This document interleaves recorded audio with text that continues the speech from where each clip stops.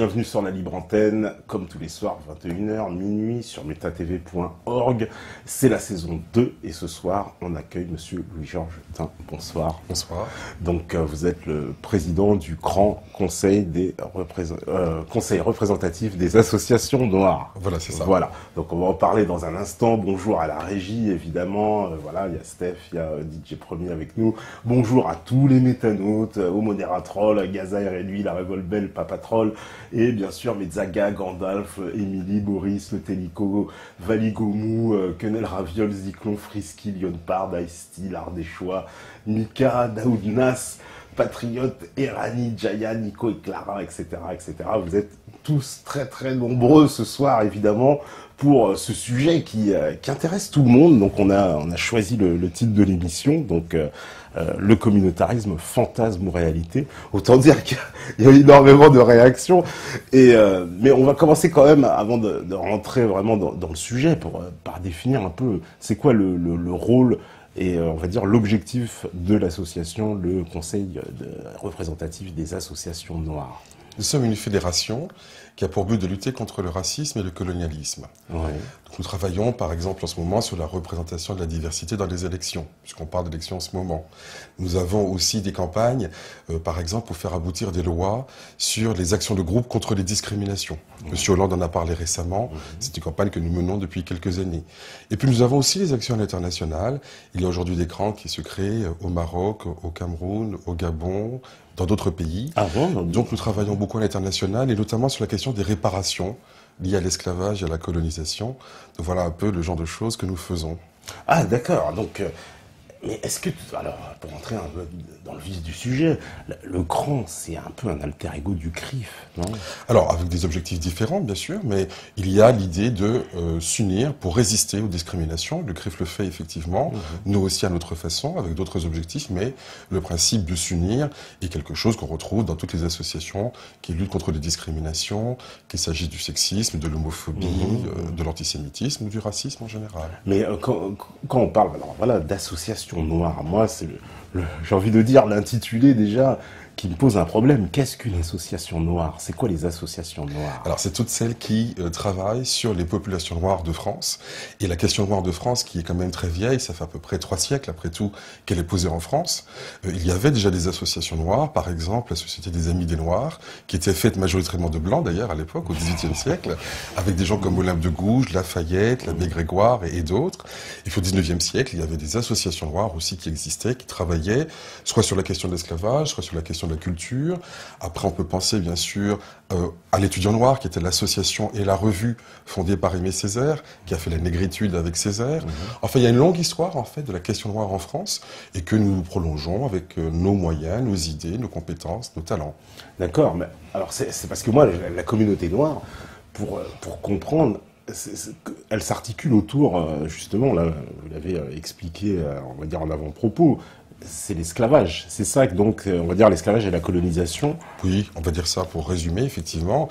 Ce sont des populations qui viennent pour l'essentiel d'Afrique ou des départements d'outre-mer et qui ont été réunies dans l'ensemble français à travers l'histoire coloniale. Mais oui, ça c'est valable, on va dire, pour une partie des Noirs des Dom-Tom, déjà pas tous, parce qu'il faut différencier les historiques des départements, ils sont tous un peu différents, mais pour les Noirs qui sont venus, on va dire, la communauté africaine qui est venue dans les années 60, 70, 80, celle qui est arrivée, on va dire, récemment, avec les grandes vagues migratoires de la fin du XXe siècle, on peut pas dire qu'elle a plus aucun rapport avec l'esclavage et la colonisation, quand même. Ah ben, ce sont des gens qui ont connu la colonisation. La colonisation s'achève dans les années 60, donc beaucoup d'Africains qui sont ici, soit l'ont connue, soit leurs parents l'ont connue. Oui, d'accord. Donc, ils ont connu cette histoire coloniale avec des différences importantes entre le Congo ou le Gabon, voilà, mais ce sont des histoires coloniales. Voilà, c'est ça qui caractérise finalement les populations noires de France. Elles ont vécu la colonisation française. Ouais, elles ont vécu, alors, ouais, déjà, à travers les parents, déjà, c'est quand même différent, parce que celui qui est né ici, voilà, qui a grandi en France, même si ses parents, voilà, par exemple, je vais prendre mon cas aussi, puisque moi, je fais partie aussi, donc à la limite, je peux dire, moi, j'ai un de mes parents qui a vécu aussi sous la colonisation, qui est né sous la colonisation, en tout cas, quand son pays était administré par la France, dans une ère coloniale. Est-ce que, pour autant, j'aurais de légitimité à réclamer quelque réparation que ce soit, sachant que moi, je n'ai absolument rien vécu de cette période, quoi. Alors, la réparation, c'est un sujet vraiment important. Merci de me poser la question. Vous savez, les conséquences d'un crime contre l'humanité, c'est les conséquences durables. Un crime contre l'humanité n'est pas quelque chose qui arrive le samedi soir et puis le lundi matin, vous repartez au boulot. Prenez l'exemple des Amérindiens. On connaît l'histoire, justement, des Amérindiens. Le crime contre l'humanité qu'ils ont subi remonte à la fin du 15e, 16e siècle. Et aujourd'hui, vous pouvez aller du nord au sud de l'Amérique, de la Patagonie à l'Alaska. Vous trouverez partout des Amérindiens qui se trouvent dans des réserves, dans des bidonvilles, avec des taux de chômage, de suicide, de délinquance, etc. On voit les conséquences très fortes de cette histoire coloniale pourtant très ancienne. Et donc on voit que c'est pas quelque chose qui disparaît en 2-3 années, même pas 2-3 générations. Et c'est pas un hasard si, en France, les populations issues de la colonisation sont beaucoup plus pauvres que l'ensemble de la population. Parce que les peuples qui ont été colonisés ont été exploités, ont été dominés, et cela crée des situations, des conséquences très durables, et c'est de cela que nous parlons, évidemment. Mais c'est pas un peu aussi une victimisation perpétuelle, c'est-à-dire placer cette communauté noire, finalement, en position victimaire, un peu d'ailleurs, c'est ce que reprochent aujourd'hui beaucoup de gens, justement, même à ces lobbies, moi je l'appelle lobby sioniste, ou judéo-sioniste, pour reprendre l'expression de Jacob Cohen, mais est-ce que c'est pas justement la victimisation perpétuelle? Oh, les gens des noms, vous savez, pour dire beaucoup de choses. Moi, je connais un principe très simple, ça s'appelle la justice. Dès qu'il y a crime, il doit y avoir réparation. Et c'est vrai pour n'importe quel crime, qu'il soit petit ou grand. Si on vous vole votre voiture demain, vous demanderez réparation, c'est-à-dire qu'on vous rende la voiture avec dommages et intérêts. Et donc, c'est pas parce que le crime contre l'humanité est plus grand qu'il doit y avoir moins de justice. La France a demandé réparation à l'Allemagne après la Première et après la Seconde Guerre mondiale. Il y a eu des réparations après, justement, les crimes en Amérique, dont j'ai parlé tout à l'heure. L'Allemagne, aujourd'hui, essuie les revendications légitimes de la Grèce qui demande réparation. Il y a eu au XXe siècle à peu près une trentaine, une quarantaine de cas de réparation qui ont été demandés, parfois obtenus, justement. Récemment, l'Angleterre a payé des réparations au Kenya. La Libye a payé des réparations, obtenu des réparations de l'Italie. Et on ne voit pas pourquoi les Africains seraient les seuls en France à devoir renoncer à toute justice. Donc au fond, réparation, c'est le mot de justice, c'est synonyme. Il n'y a pas de justice sans réparation. Et c'est cela que nous demandons. Et la lutte pour le droit, c'est évidemment l'objet principal de notre association. Oui, mais est-ce qu'on ne va pas réveiller tous les démons? Parce qu'à ce stade-là, par exemple, dans le cas de la communauté noire, on peut demander des réparations, effectivement, aux États européens qui ont, on va dire, pour le moins admis dans leur histoire, dans leur droit, en tout cas, ce qui s'est passé, même si on peut encore en parler. Mais en tout cas, ils l'ont admis. Mais pourquoi ne pas demander réparation aussi aux États musulmans qui ont participé aussi à la traite négrière de façon très importante? Eh bien, ce sont les Noirs d'Afrique qui ont quelques raisons, en effet, de demander cela aux États musulmans concernés. C'est pas les Noirs de France, parce que les Noirs de France ne sont pas arrivés en France à cause des États musulmans.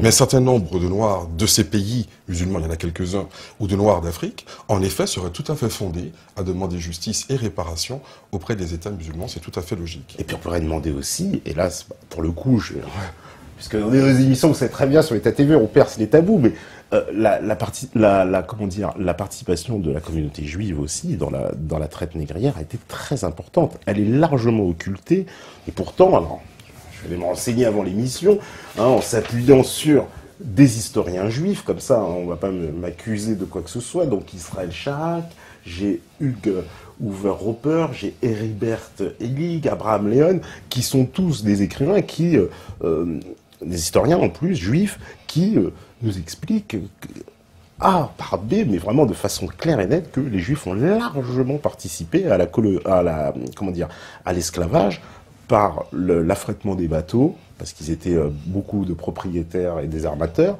et aussi par la vente des esclaves, à tel point que dans le Nouveau Monde, il paraît qu'il n'y avait même pas de vente d'esclaves les jours de fête juive. Problème par rapport à ça. Oui. Nous demandons justice à toutes les personnes qui ont pratiqué l'esclavage, qu'il s'agisse de familles, quelle que soit leur religion, qu'il s'agisse de l'État ou qu'il s'agisse d'entreprises. Donc nous sommes parfaitement à l'aise là-dessus. La question de la justice, en effet, doit être déclinée et elle doit être posée à toutes les personnes concernées. C'est aussi simple que cela. Mais ça, on a le droit de le dire, parce que pour le moment, on a l'impression que dans cette affaire d'esclavage, on en veut à la France, quelque part à l'Église, enfin on s'attaque un peu en disant que l'Église a mouillé à tout ça, mais finalement on s'attaque très peu aux autres responsables et pourtant Les principaux responsables en France sont d'abord l'État. Il faut quand même le dire. Après, il y a un certain nombre de grandes banques. Nous en avons attaqué. Par exemple, la Caisse des dépôts et consignations, qui existe déjà à l'époque de l'esclavage. Donc nous attaquons déjà. Nous avons attaqué aussi l'armée française. Donc nous avons déjà fait 3 procès. D'autres sont à suivre et seront annoncés d'ailleurs dans quelques semaines. Ils sont en cours, ces procès? Ah, bien sûr. Oui, et oui, il n'y a pas eu encore de délibéré, j'imagine. Alors, pour le premier procès, c'est une histoire très intéressante. C'est Haïti. Vous savez peut-être que Haïti est devenue une république indépendante en 1804. Tout à fait.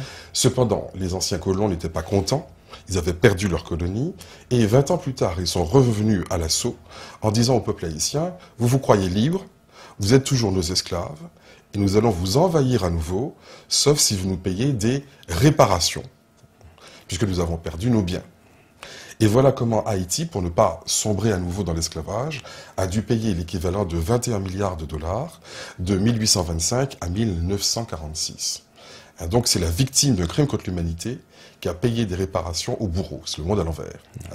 Et cet argent, il a été envoyé à la Caisse des dépôts et consignations, qui existait déjà à l'époque et qui existe aujourd'hui encore, bien sûr.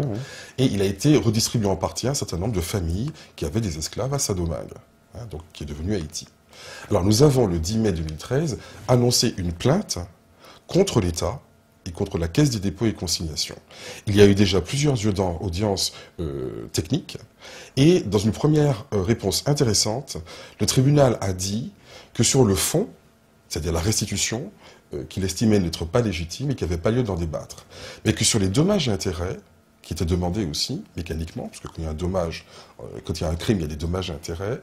Le tribunal dit en revanche, sur les dommages et intérêts, on peut en discuter sur le fond. Donc ça veut dire quoi? Que le tribunal reconnaît, 1, qu'il y a eu crime, 2, que nous avons qualité pour agir, et 3, qu'il y a la qualité pour répondre à notre demande sur cet aspect dommages et intérêts. Alors vous voyez, on ne sera pas d'accord avec le tribunal complètement, puisque voilà, mais en tout cas la procédure avance. Et puis il y a aujourd'hui des questions internationales qui se jouent, parce que la vraie question, c'est pas est-ce que la France va payer des réparations ou pas. Elle paye déjà, et tous les jours, parce qu'un certain nombre de pays africains estiment que le passé colonial a eu des effets extrêmement négatifs, et ils n'ont pas envie d'accorder des marchés publics à la France, et lui font payer cela. Et donc ils préfèrent accorder ces marchés à d'autres pays comme la Chine, l'Inde, la Turquie, le Brésil. Et il dit, c'est pas que ces pays soient forcément meilleurs que la France, mais au moins on n'a pas ce passé colonial, et ces pays n'ont pas cette arrogance française que nous subissons encore tous les jours. Alors, c'est peut-être vrai, c'est peut-être pas vrai, mais en tout cas, la France perd des marchés publics et on lui fait payer précisément sa politique coloniale et son arrogance post-coloniale. Arrogance post-coloniale? Bien sûr, moi je peux donner des exemples de marchés comme ça qui ont été perdus à cause de cette impression, de ce contentieux. À toi, raison, mais enfin c'est un fait. Hein. Moi je me suis trouvé une fois dans une assemblée et un monsieur qui travaille au ministère du Commerce extérieur, que je ne connaissais pas, a dit, écoutez, je crois que le président Ducrot a raison. Combien de fois j'ai vu des marchés que nous perdions, manifestement parce que les gens nous en voulaient pour des raisons anciennes, qu'on ne comprenait pas très bien, mais c'est une réalité. On nous fait payer le colonialisme français. Eh bien, je crois qu'il serait beaucoup plus sage d'être pragmatique, d'avoir une discussion ouverte avec les pays en question, de mettre les choses sur la table, de dire, écoutez, oui, on a fait des choses graves, nous reconnaissons nos erreurs, discutons, est-ce qu'on peut peut-être construire des hôpitaux, des écoles, etc. On se met d'accord, on répare les torts qui ont été faits et on repart sur des bases saines. Mais si on refuse de le faire, qu'est-ce qui va se faire? On va continuer à payer sans le savoir, indéfiniment et de manière malsaine. C'est aussi simple que ça. Oh, mais les Français, par exemple, ceux qui sont nés là depuis, voilà, qui n'ont rien à voir avec cette histoire coloniale, je veux dire celui qui, même un Français qui a 40 ans aujourd'hui, il n'a aucun rapport avec l'histoire coloniale. Croit-il? Ah, voilà. Mais ça veut dire quoi? C'est un peu génétique alors, donc on se transmettrait Vous connaissez la phrase de Voltaire, c'est à ce prix que vous mangez du sucre en Europe. Bien sûr. Et oui, l'électricité, les ressources, les matières premières qui ont construit ce pays, ça vient d'où? Ouais, ça vient aussi de l'intelligence de certaines personnes. C'est pas. L'électricité, ça vient d'où? L'uranium, le pétrole. L'uranium vient d'Afrique, en l'occurrence. Le pétrole, le caoutchouc, les matières premières, bien etc. Sûr. Ben, tout ça, ça vient de quelque part. Et ça a été acheté à un certain prix. Et c'est parfois le prix du sang. Bien sûr, Ben oui. ça, C'est ce qu'il faut dire. c'est une longue. Alors ça, évidemment, j'ai presque envie de dire, c'est une longue suite dans l'histoire Bien sûr. ininterrompue de colonisation. Mais est-ce que, à ce jeu-là, on va pas demander après des réparations à tout le monde? Est-ce que on va pas se retourner demain, je sais pas, mes ancêtres, dire je vais me retourner contre l'Italie parce que j'estime que les Romains voilà, ont dupé la France, ont pillé la France. On s'en sort plus. Ah ben, s'il y a des descendants de Gaulois qui s'estiment discriminés par les descendants des Romains aujourd'hui, pourquoi pas, mais je ne crois pas que ce soit le cas. En revanche, cette continuité, elle est ressentie par les populations issues des colonies dont nous parlons. Et ce que je dis, c'est encore une fois, la France perd des marchés aujourd'hui tous les jours. Donc soit elle refuse la logique des réparations et elle continuera à payer quand même, soit elle essaie de réfléchir d'une manière intelligente et elle essaye de discuter avec les pays en question. Mais en C'est aussi faisant quoi? simple que ça. C'est-à-dire, c'est un peu le. Bah, alors ça, je vais reprendre un mot qui était cher à l'époque à nos dirigeants politiques, c'est le mot de repentance. Mais c'est ça que vous demandez, Pas la du tout. repentance? On confond pas du tout repentance et réparation. Vous voyez bien que j'ai pas utilisé le mot. La repentance, c'est une question religieuse. Bon, ça ne m'intéresse pas. La réparation, Oui, c'est l'argent. la réparation, c'est une question politique, financière, juridique. Ça n'a rien à voir. On peut très bien d'ailleurs réparer sans repentance. On peut dire effectivement, je vais construire des trucs parce que je veux avoir accès à vos marchés. Je m'en fous de la repentance. Je regrette rien du tout, mais je vais quand même payer. Donc il peut y avoir réparation sans repentance. Il peut y avoir repentance sans réparation. On peut dire je suis désolé de ce que j'ai fait, mais je ne vais pas réparer le tort que j'ai fait. Donc moi je ne suis pas dans le vocabulaire moral ou religieux, c'est pas du tout mon truc. Ce dont je parle, c'est la justice. Non, mais comment elle va s'exercer cette justice? Parce que pour le moment, il n'existe pas on va dire, de loi encore. Enfin, pour le moment, elle n'existe pas encore. Et puis, on a bien vu que les responsables politiques, y compris à gauche, sont plutôt contre. Hein. Même Hollande en avait parlé à la dernière commémoration de l'esclavage où il a dit, en gros, je vais résumer, mais il a dit c'est niet, pas de réparation. Vous l'avez entendu comme moi. Avez-vous entendu le dernier discours de François Hollande à Dakar? Alors à Dakar, non. Il s'est rendu à Tiaroy, fin novembre 2014. Ah, il s'est rétracté, alors. Et là, il a dit « Je suis venu réparer l'injustice ». C'était très intéressant, parce que précisément quelques jours avant, 3 jours exactement, nous avons fait une action judiciaire pour demander réparation sur l'affaire de Tiaroy. Tiaroy, en quelques mots, c'est un village près de Dakar, un camp de transit, et les premiers tirailleurs africains qui reviennent d'Europe après la Seconde Guerre mondiale débarquent à Tiaroy et demandent à être payés. Et ils sont massacrés. Oui, tout à fait. Voilà. Et c'est un virage important dans la conscience africaine parce que beaucoup d'Africains qui se disaient on va jouer le jeu de la colonisation, on va servir la patrie et après on sera reconnu comme de vrais citoyens. Ils se disent même quand on défend la France, on est massacré, là il n'y a plus que l'indépendance qui vaille. Bon. C'est un moment important, Tiaroy. Oui. Il y a le film, etc. Bon. Eh bien, beaucoup de ces soldats qui ont été tués, qui ont été après condamnés pour ceux qui avaient survécu, eh bien, n'ont jamais été restaurés dans leurs droits. Et donc, nous avons considéré qu'il y avait là un enjeu important, et nous avons fait un procès en réparation pour demander justice pour ces soldats, et nous étions avec un certain nombre d'enfants qui ont connu leur père dégradé dans des circonstances relativement douloureuses. Et M. Hollande s'est rendu compte qu'il ne pouvait pas laisser de côté cette question de Tiaroy. Et donc, il a dû faire un discours à Dakar, donc à Tiaroy en fait, à l'occasion justement du 70e anniversaire, et il a en effet considéré qu'il était important d'avoir une politique de réparation sur ce sujet. Et le mot « réparer » qui était dans son discours, qui n'était pas au début, je vous assure, c'est après notre procédure judiciaire, eh bien c'est un mot important.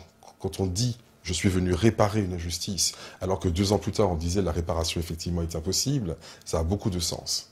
Mais c'est plus facile quand même de réparer Tiaroy, où on a identifié voilà, des soldats pour lesquels effectivement la France a eu un comportement très injuste, que revenir quand même sur un fait historique comme l'esclavage, où là on parle de millions de gens. D'ailleurs, voilà, on nous pose la question sur le chat, mais où va aller l'argent? À qui? C'est vrai, qui va avec... Alors chaque cas est différent. Le cas d'Haïti, par exemple, que nous avons évoqué dans notre procès, est un cas emblématique. Nous disons il y a eu 21 milliards de dollars qui ont été extorqués au peuple haïtien, une rançon qui a été demandée, eh bien il faut que cet argent soit restitué. Ça peut se faire sur 20 ans, 30 ans, 40 ans, mais que cet argent soit restitué au peuple haïtien. On peut imaginer une fondation qui serait faite avec des personnalités morales relativement importantes de la diaspora haïtienne ou d'Haïti, et qui pourrait mettre cet argent au service de causes comme des hôpitaux, des bourses d'études, des projets sociaux ou culturels ou mémoriels. Et voilà un exemple concret. Mais vous n'avez pas peur des détournements, parce que même sur Les réparations de la Seconde Guerre mondiale, récemment, grand scandale qui a éclaté à New York, où on a vu que les réparations qui étaient versées par l'Allemagne à certains survivants de la Shoah, en fait, étaient versées à des gens qui étaient nés après la guerre, et que, voilà, tout ça n'avait pas... Ça peut arriver, mais ça ne remet pas en cause la justice. C'est pas parce que l'argent que la justice donne à des victimes peut être mal utilisé qu'on doit arrêter la justice. Non, mais qu'elle est détournée, parce que là, c'est quand même un peu malsain que des Allemands aient à payer des gens qui sont nés après la Seconde Guerre mondiale. Bien sûr. Et là, ce serait un peu pareil. Est-ce qu'il n'y aurait pas... On va pas C'est pour ça verser qu'on parle ça d'une pour fondation. enrichir 3-4 potentats en Haïti. C'est pour ça qu'on dit une fondation et non pas le gouvernement. Le gouvernement pourra en discuter, mais une fondation faite justement avec des personnalités respectées, reconnues dans le monde entier, je crois que ça pourrait être quelque chose d'intéressant. Et de toute façon, la restitution me paraît un principe de droit. On ne va pas dire on ne sait jamais, non. L'argent doit être rendu. Le peuple haïtien a connu 3 crimes contre l'humanité. Le crime des Amérindiens, génocide, l'esclavage, et après la rançon infligée aux esclaves. Donc je pense que c'est le moins qu'on puisse faire. Madame Taubira l'avait dit elle-même dans une question adressée à la France, une question au Parlement en 2003, la France s'honorerait de restituer cette somme au peuple haïtien. Mais je la rejoins parfaitement là-dessus. Alors justement, Madame Taubira, c'est une bonne transition, parce que c'est la loi Taubira, donc, qui est un peu l'équivalent, si j'ose dire, qui fait partie en tout cas de l'arsenal de ce qu'on appelle les lois mémorielles. Et Madame Taubira, alors cette loi, elle est très très critiquée, parce que on a l'impression que depuis qu'on a ouvert cette boîte de Pandore, avec la reconnaissance de la responsabilité de l'État français en 95, hein, avec Jacques Chirac pour la communauté juive et on va dire la déportation des Juifs de France pendant la Seconde Guerre mondiale, on a vu ensuite arriver cette loi Taubira, et puis maintenant on voit les Arméniens, etc. Est-ce on n'en finira pas, quoi. C'est-à-dire qu'on va comme ça avoir un arsenal législatif de lois pour reconnaître tous les crimes contre l'humanité, mais ça ne va jamais finir. Je trouve que quand on est le pays des droits de l'homme, ça me paraît parfaitement normal de reconnaître quand on a fait un crime contre l'humanité. Moi, ça ne me choque pas. Ce qui me choque, c'est qu'on fasse des crimes contre l'humanité en France. C'est pas qu'on le reconnaisse. Les jeunes qui sont là, qui ont 20 ans, 25 ans, ils n'ont rien à voir avec tout ça. Pourquoi Encore une fois, vous vous trompez. C'est à ce prix que mange du sucre en Europe. Oui, qu'on a mangé, mais aujourd'hui, le sucre ne vient plus du travail des esclaves depuis longtemps. Est-ce que vous savez, par exemple, que la Banque de France a été construite en 1800 sous Napoléon par 17 hommes les plus riches de cette époque, tout à fait, dont les 3/4 sont des négriers. Oui, tout à fait. Et donc ce sont des négriers qui ont fait la Banque de France, et c'est la Banque de France qui a fait l'économie française. Oui, parce que Napoléon, c'est quand même une oligarchie. Il s'est servi de ces gens-là aussi pour financer ses guerres, etc. Exactement, exactement. Alors évidemment, c'est pas parce que les gens ne savent pas que l'argent de la Banque de France vient principalement de l'esclavage, que la Banque de France n'a pas eu ce rôle fondamental pour dynamiser l'économie française à partir du 19e siècle. Oui, mais parmi ces 17 qu'ont créé les banques, pardonnez-moi de souligner que beaucoup d'entre eux étaient juifs, et donc... sur les 17, non. Beaucoup d'entre eux. Non. C'est Rothschild essentiellement. Il ne faisait pas partie des 17 fondateurs de la Banque de France. Il était quand même très allié à Napoléon. Oui, mais c'est après qu'il est arrivé.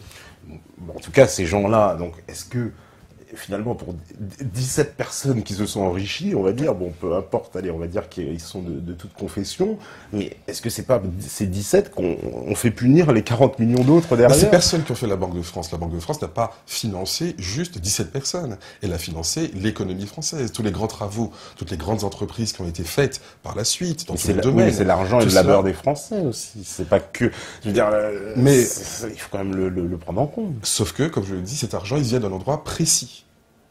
Donc il n'y a pas que l'esclavage, mais je vous dis que sur ces 17 personnes, les 3/4 sont des négriers, propriétaires d'esclaves, armateurs, grands actionnaires de la Compagnie des Indes, etc. etc. Oui, donc au fond, on pourrait croire que l'esclavage c'est quelque chose d'ancien, de peu loin, etc. En réalité, c'est quelque chose qui a constitué la France de manière massive à travers les colonies. Et puis c'est pas si vieux que ça. Savez-vous à quel âge, à quelle époque, à quelle année s'est terminé l'esclavage ? 1848. Eh bien, c'est la grande erreur qui est chaque fois diffusée un peu partout. C'est pas 1848, c'est 1946. Oui, parce qu'il y a le code d'Indogéna, c'est ça donc Pas exactement. En fait, en 1848, le texte de Victor Schœlcher dit 3 choses. Émancipation des esclaves, très bien.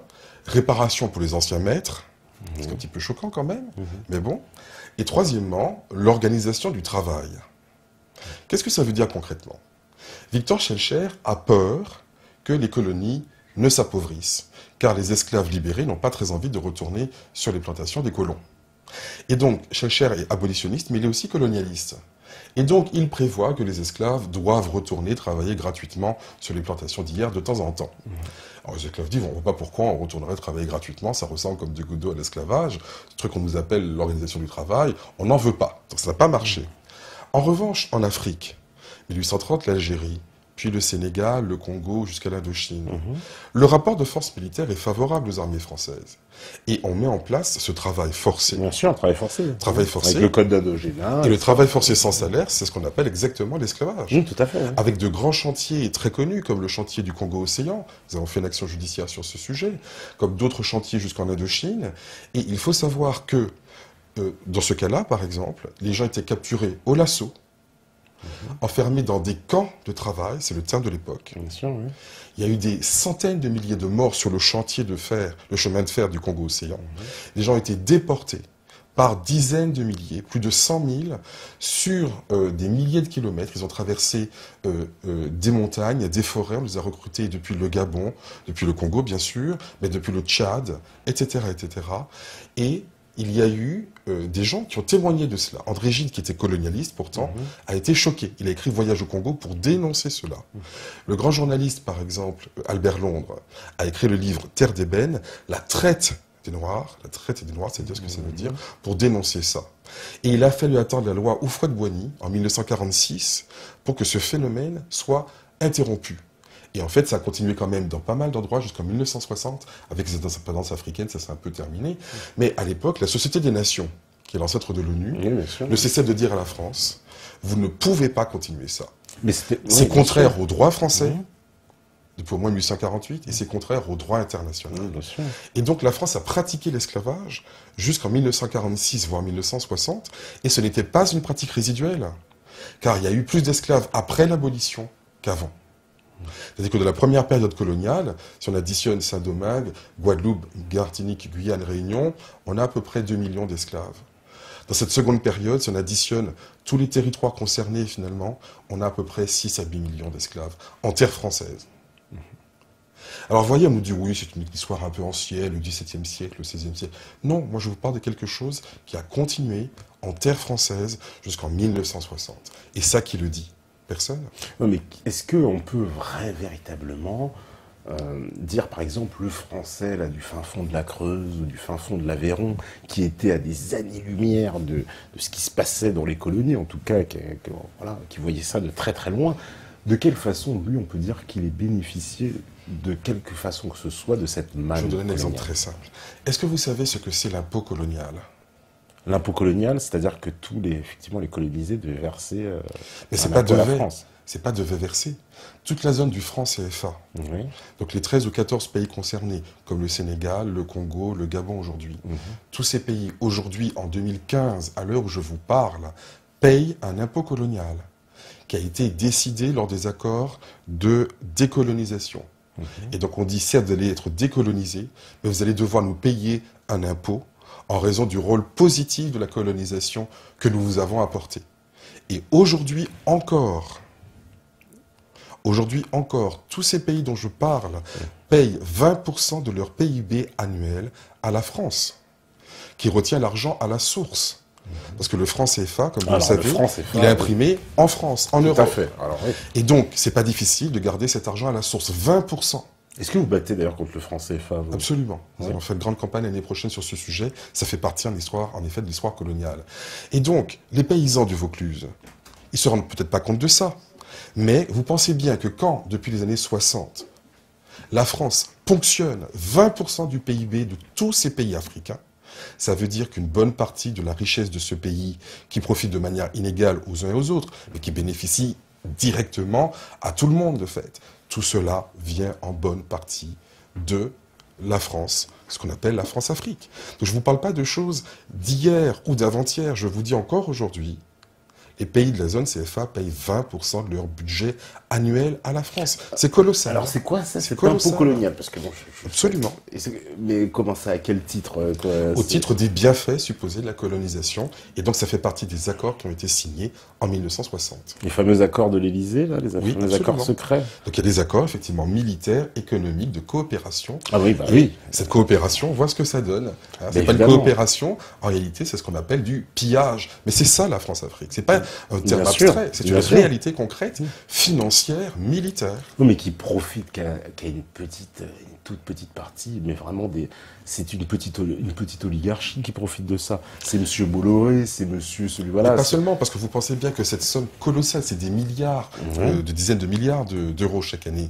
Eh bien, c'est ça qui a fait la France. Depuis les années 60. Nous vivons grâce à ça. Et que si la France a pu aussi continuer sa croissance économique depuis les années 60, c'est aussi grâce à cette ponction. On me dit, c'est-il que la France a dépensé des milliards pour construire en Afrique des équipements publics, hôpitaux, routes, écoles, voilà. Et on me dit, pourquoi ce monsieur ne quitte pas le pays de racisme qu'est la France? Ah oui, c'est vrai que, est-ce que on peut, parce que là, on a l'impression que c'est vrai que vous avez une espèce de rancœur, justement, de ce passé colonial. Une passion de la justice. Alors, d'ailleurs, quand je suis à l'étranger, les gens me disent, ça fait quelqu'un de vous de très français. Parce que les gens disent, si la France est le pays des droits de l'homme, le fait de défendre les droits de l'homme comme j'essaie de le faire à ma façon, à mon niveau, c'est très français, me dit-on. Donc vous voyez, les gens qui disent pourquoi ils rentrent pas dans son pays, mais parce que son pays, c'est la France. Alors je ne sais pas, les gens ne me connaissent peut-être pas, mais je suis français, je le précise. Et c'est précisément la France a commis des crimes. Et je pense que quand on est un pays un citoyen qui aime son pays, c'est mon cas, eh bien on souhaite que ce pays soit un pays juste pour tout le monde. En fait. Moi, ça ne me fait pas plaisir. Il y a des choses de notre histoire dont je suis fier, et puis d'autres qui me semblent honteuses. Mais, exemple, et je crois qu'il est temps... Parce que vous pensez que la France est vraiment foncièrement raciste? Je crois qu'il y a un racisme d'État en France qui est très fort. Et même, plus que du racisme, que le colonialisme, c'est un racisme institutionnel d'un État à un autre. Lorsque je dis souvent aux gens que la France ponctionne 20% du budget des pays africains de la zone CFA, la plupart des gens tombent des nues. Ils disent, mais c'est scandaleux, c'est odieux. Les gens disent, je ne savais pas que j'habitais dans un pays où beaucoup de l'argent qui circule vient de là. Eh bien, je crois que quand on aime son pays, eh bien, on a un devoir de dire la vérité, que ça ne fasse pas plaisir à tout le monde, je le comprends. Mais je crois que quand on aime la France, on a le devoir de dire ce qui est vrai, ce qui est juste, et non pas de s'accommoder d'hypocrisie et de mensonges et de rapines à l'extérieur. Mais par exemple, dans le cas des départements d'outre-mer, en plus, vous êtes d'origine martiniquaise, hein, c'est pas un secret. Donc, la Martinique, quoi, elle doit être indépendante, elle doit... Non, c'est pas ce que je dis. Les Martiniquais ont régulièrement répondu à cette question en proposant plutôt le rattachement. Oui, ils sont plutôt contre. En fait. Ils sont plutôt contre l'indépendance. Donc là, effectivement, le choix est relativement clair, je crois.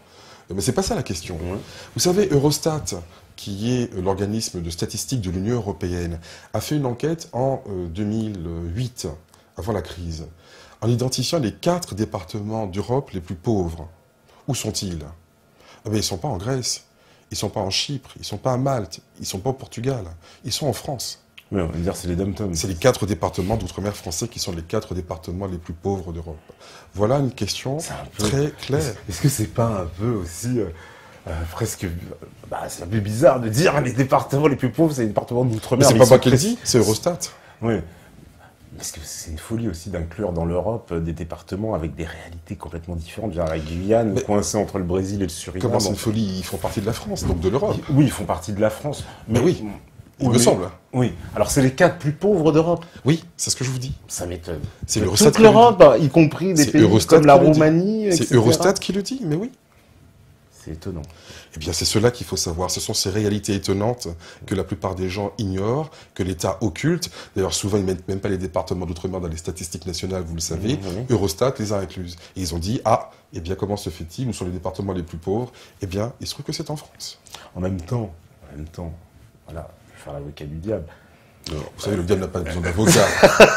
Moi, je me transforme de temps en temps. Mais est-ce que c'est pas un peu aussi logique? Je veux dire, par exemple, voilà, sans offenser nos amis des dom-toms qui nous regardent, mais voilà, par exemple, quelle est la richesse profonde parce qu'il y a quand même quelque chose qui est assez extraordinaire, je trouve, que Eurostat, effectivement, peut nous expliquer, je veux bien le croire, c'est les départements les plus pauvres. Mais si on arrive à cette situation-là, c'est bien parce que, justement, il y a eu un report, on va dire, des dépenses sur les régions. L'État est de plus en plus désengagé, sous l'impulsion justement de l'Union européenne qui veut désengager les États. Puisque, bon, pour moi, il y a une vision de détruire les États, mais c'est encore autre chose. Mais en tout cas, on désengage les États, on s'appuie sur les régions, et forcément, des régions comme l'Antilles-Guyane, on peut pas dire que c'est une région spécialement riche. Je veux dire, la Guadeloupe n'offre, ou la Martinique n'offre pas une grande industrie. Voilà, il y a une industrie touristique, voilà, qui est un peu battante de l'aile, j'ai envie de dire. Bien Puis sûr, voilà. mais ce qu'il faut compléter pour dire la vérité, car Eurostat n'a pas tout vu, la Martinique, par exemple, si je me rappelle bien, est un des 3 ou 4 premiers départements en France pour ce qui est de l'ISF. Oui. Vous avez beaucoup de gens qui payent l'impôt sur la fortune. Donc c'est le département le plus pauvre, l'un des 4 départements les plus pauvres d'Europe, mais vous avez quantité de gens qui sont très riches en Martinique. Et qui sont-ils?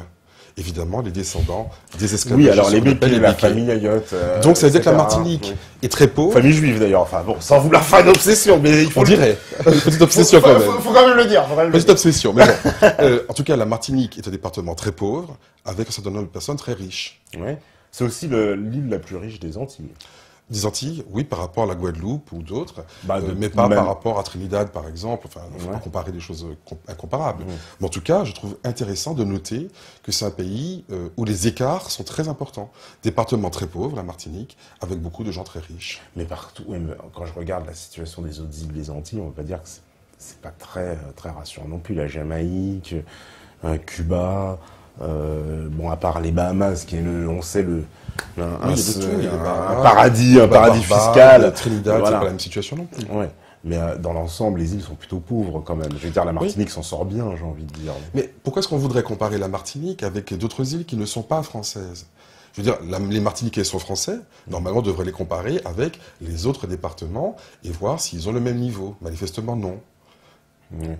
Et par ailleurs, les anciens propriétaires d'esclaves, les béquets comme ils s'appellent eux-mêmes, ont eu des réparations au lendemain de l'abolition de l'esclavage. Aujourd'hui, ils ont reconverti leur économie dans l'import-export. Ils maîtrisent l'économie. Vous avez peut-être vu le documentaire qui avait été fait justement sur Canal+. Bien sûr, Ils qui a fait mettent scandale, Martinique. évidemment, Bien parce sûr, que voilà. c'est les propos de M. Ayotte qui font scandale. Voilà, Bien monsieur sûr. Hugues Despointes, en fait. C'est ça. C'est des points, oui. Il y a des horreurs extrêmement racistes. Donc on voit bien là qu'il y a un système à la fois raciste et post-colonial qui crée des inégalités terribles, qui n'est pas efficace en plus économiquement, puisque l'argent est concentré aux mains de quelques-uns. Alors oui, mais alors là, on est confronté à un dilemme. C'est-à-dire par exemple, il faudrait quoi? Alors, il faudrait plus d'indépendance, d'autonomie, qui est plus de gestion locale. Ça, c'est une option qui est en train d'évoluer, d'ailleurs, dans certains départements, avec l'Assemblée unique. Donc là, il y a tout un débat un petit peu institutionnel qui est ancien aux Antilles. Pour ce qui est de la réparation, par exemple, nous avions proposé qu'il y ait une réforme agraire, car l'État a des terres qu'il n'utilise pas toujours, notamment en Guyane, il y a beaucoup d'espace, ou même en Réunion. Eh bien, ces terres pourraient être mises à disposition pour les paysans les plus pauvres, sous forme de coopératives, par exemple. Et cette idée avait été soutenue par Mme Taubira en 2013. Il n'y a pas eu de suite. Mais je veux dire, il y a des politiques publiques qui pourraient être mises en œuvre. Simplement, on s'en fiche complètement, ça n'intéresse personne, les départements d'outre-mer. Il faut quand même dire la vérité.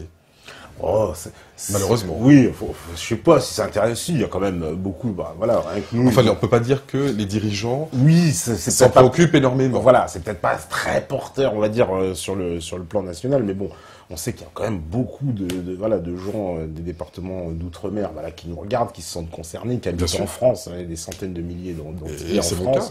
Voilà, donc ils se sentent concernés. Maintenant, effectivement, les Français sont peut-être un peu loin des départements d'outre-mer, ils ont du mal à les identifier. Est-ce qu'il n'y a pas aussi un manque, on va dire, justement d'une politique de rapprochement entre la métropole et ces départements qui sont un peu loin comme ça, les gens ne les identifient même pas vraiment. Bien sûr, tout à fait. Donc ça, c'est vraiment... Parce que j'ai l'impression que c'est plus, des fois, un peu de la méconnaissance, quoi. Bien, enfin, il y a la méconnaissance pour la plupart des gens, mais pour les dirigeants, c'est aussi à la fois une forme de désintérêt et une forme de cynisme. Au fond, c'est l'idée qu'il y a là, dans ces départements, des gens qui gèrent très bien les choses, qui le faisaient à l'époque de l'esclavage, qui le font très bien aussi depuis l'abolition de l'esclavage, et c'est très bien comme ça. Voilà. Ils gèrent les intérêts. Et d'ailleurs, les politiques de droite comme de gauche font à peu près la même chose dans ces départements, c'est-à-dire rien du tout. Et ils disent, les béquets font les choses, ils gèrent, nous on est contents. Voilà. Et donc, les systèmes de monopole et de domination économique qui ont été mis en place pendant la colonisation n'ont jamais été abolis après l'abolition de l'esclavage. Oui, mais il aurait fallu quoi, une révolution comment on aurait... Ou une politique de réparation. Parce que lorsqu'on abolit l'esclavage en 1848 et qu'on dit il y aura des réparations, mais pour les propriétaires d'esclaves, qu'est-ce qu'on fait? On ne fait que renforcer le pouvoir de ceux qui étaient déjà en place. Et donc c'est ce qui a perduré, et après les populations libérées ont travaillé, les gens ont essayé de s'émanciper, mais les écarts sont quand même énormes. Ils se creusent d'ailleurs en ce moment, et c'est pour cela que vous avez des départements avec des gens très pauvres et des gens très riches. C'est-à-dire que la société martiniquaise de ce point de vue ressemble beaucoup plus au Brésil qu'à la France, et ce n'est pas normal. Oui, et puis aussi quand même on est confronté dans ces pays-là à des réalités on va dire, géopolitiques, de par la situation des territoires, qui font qu'il y a des spécificités. Par exemple, je veux dire, quand on est aux Antilles, on est confronté à une pression migratoire des autres îles, à des pays qui... je veux dire, en Amérique du Sud, quand on est en Guyane, on est quand même à la frontière avec le Brésil. C'est pas un petit pays. De l'autre côté, c'est le Suriname qui est pas très très stable non plus. Dans l'océan Indien, il y a la Réunion en face, c'est Madagascar, c'est toute l'Afrique de l'Est. On a vu Mayotte qui a été admis dans la République française en tant que département. Et pourtant, Mayotte, tout n'est pas très clair, parce que les gens viennent des autres îles accoucher à Mayotte, on le sait très bien, pour obtenir des papiers français, de façon à avoir accès au système social français. Donc la France, elle n'est pas si méchante que ça, quand même, sur ces... Ce n'est pas ce que je dis, là, je dis pas que la France est méchante. Je dis qu'il y a des injustices qui coûtent beaucoup à la France. C'est ce que je disais au début, que la France, en fait, paye tout cela. Donc ce n'est pas simplement une question de justice, c'est une question d'intérêt et d'intelligence économique. Voyez ? Donc, au fond, on est dans un monde mondialisé aujourd'hui. On pouvait hier ignorer toutes ces questions, on pouvait faire semblant de ne pas être au courant. Mais aujourd'hui, la France va sur les marchés internationaux, se fait écarter sans savoir pourquoi. Est-ce qu'elle va indéfiniment rater les rendez-vous du lendemain ? C'est ça la question. Ce n'est pas simplement une question de justice, c'est une question d'intérêt, d'intelligence, d'investissement, une question d'avenir, en fait. Et c'est ça que nous disons aujourd'hui.